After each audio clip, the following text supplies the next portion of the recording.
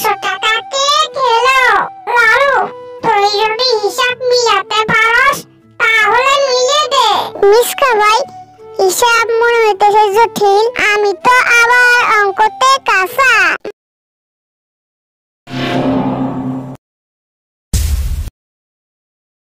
আমার 100 টাকা কয়ে গেল, আমার মাথায় কাজ করছে না।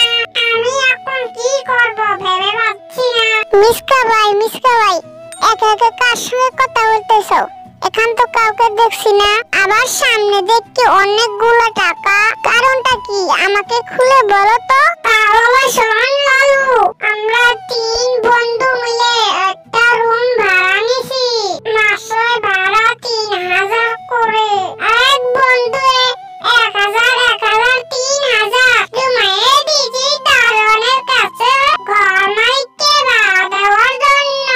দারোয়ান ঘর মালিককে 3000 দেওয়ার পর ঘর মালিক খুশি হয়ে দারোয়ানকে 500 টাকা ফেরত দিছে। সেই দারোয়ান আবার আমাদের 3 জনকে 100 ফেরত দিছে। তাহলে ঘর ভাড়া কত করে গেল?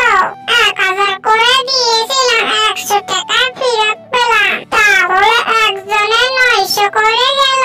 3 জনে 900, মোট হলো 2700। আর দারোয়ানের কাছে আছে 200, তাহলে হলো 2900 টাকা দিলাম 3000। এই 100 টাকা কে খেলো?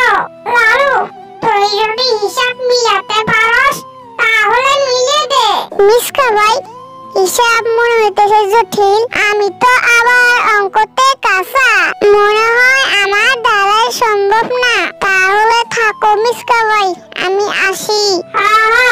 যা, আমার 100 টাকা কই গেল? আমি তো হিসাব মিলাতে পারছি